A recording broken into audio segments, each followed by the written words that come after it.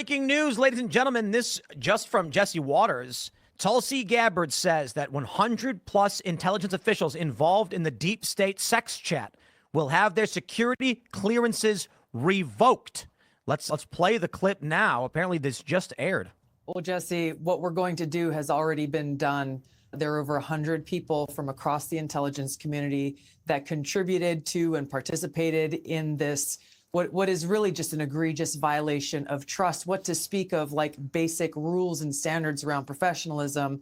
I put out a directive today that they all will be terminated and their security clearances will be. But the thing here, Jesse, is like, we got to take a step back because this is just barely scratching the surface.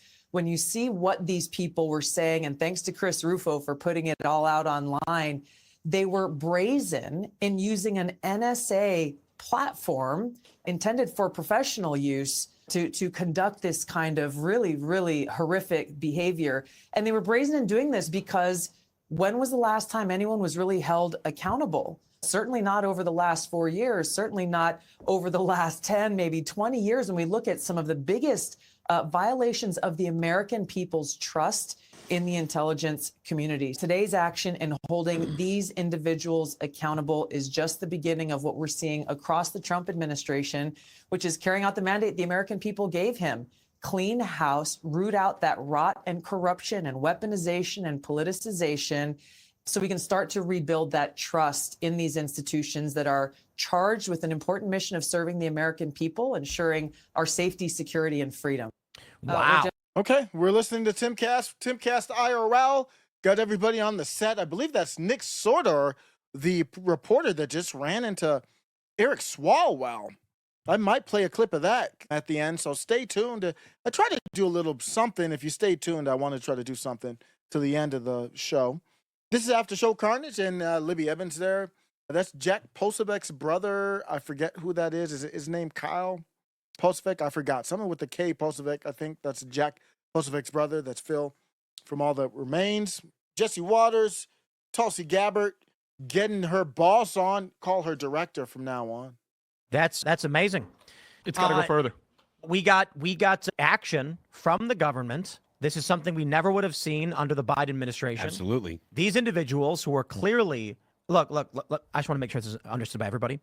The same people who demand we get these workplace sexual harassment seminars where they tell you can't do this, we're literally doing it. And they're the same ones. And let me just say, somewhat figuratively, what I mean is, it is these left liberal types who are screaming out inequality, oppression, and intersectional whatever and what's it, which would their policies would ban the behaviors they're engaged in, and they do it anyway. Mm-hmm. And now they're all fired, and they should be, and they've got their clearances revoked. They're never going to work intelligence again. Yeah, go ahead. Well, it needs to go further than this because now we have to look at who did they target. These people had these security clearances, these top-level security clearances. Who were they going after? Who were they pulling dirt on? I mean, you see, like, Libs of TikTok, Kaya Rychik was specifically mentioned in one of these weird sex chats. Really? Yeah.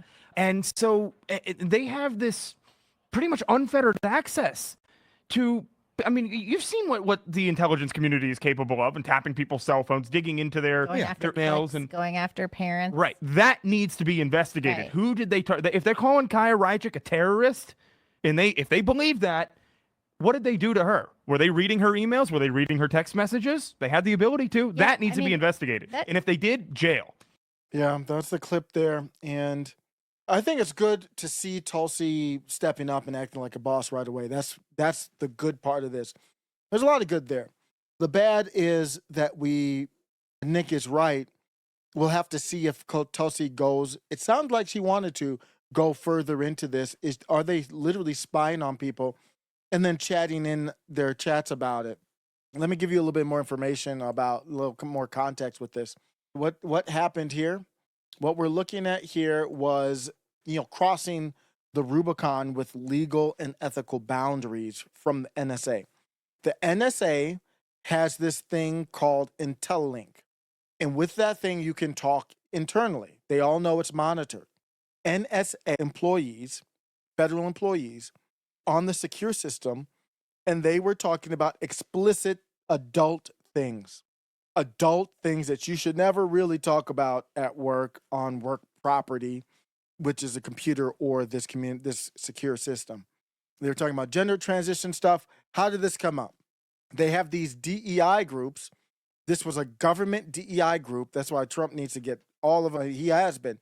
All of them need to be abolished and root the hell up out of there. Diversity, equity, inclusion. They have these resource, you might have heard, it's these larger companies have employee resource groups where they say the blacks can get together, the rainbows can get together, this group can get together, the Asians can get together. Anybody can go in the group. The allies can go into the group. But it's basically broken up into the Democrat Party type of groups. And in one of these groups, they were talking about all this stuff. And Libs of TikTok came up. How about that?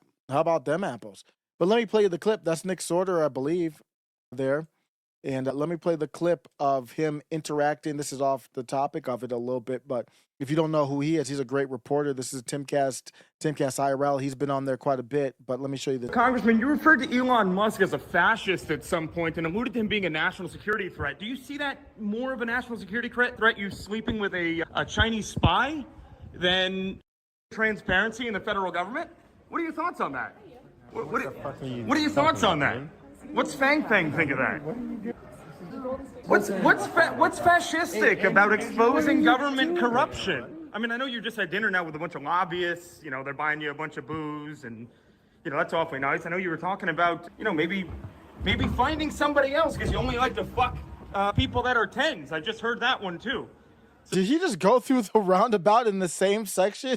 That's what it looked like. So what do you think about that? Do you want to comment on any of it?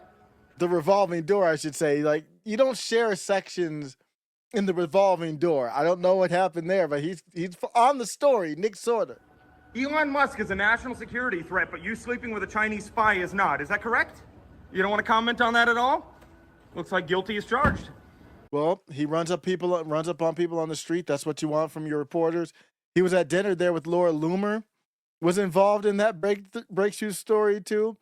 Here's what he said. He said that breaking exclusive Eric Swalwell panics when I ask about his Chinese spy girlfriend, Feng Feng, and whether that's a bigger national security threat than Elon Musk. I sat next to a drunk Swalwell for 90 minutes. Swalwell didn't know, so he's at the next table. That's this Chinese spy he had relations with. She's cute. I wouldn't say a 10, no, but. And so he's sitting next to them and they're all talking loud and they don't realize it. He's right there listening to them.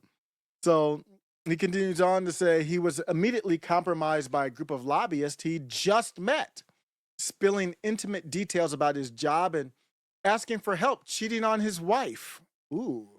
Massive national security threat. This guy should have his clearances revoked.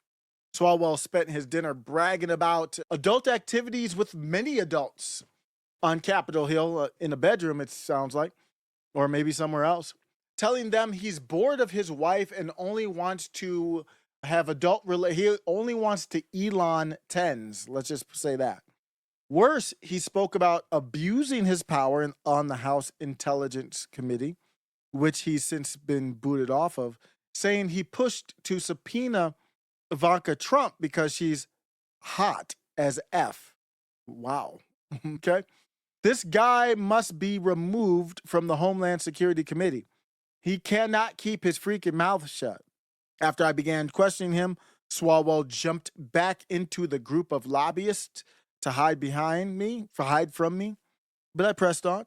Dude looked absolutely terrified and 100% guilty. He knows he's been caught. More to come later. I have about an hour and a half of audio to go through. And a big shout out to Laura Loomer for assisting me with digging into this clown while I was focusing on listening in. And we've got a lot going on. You got Tulsi Gabbard in there. You got RFKJ. You got Pete Hegseth. They're all trying to do. You got Dan Bongino's deputy FBI mayor, FBI director. Man, this stuff is crazy. The next clip is ready below. Welcome to After Show Carnage.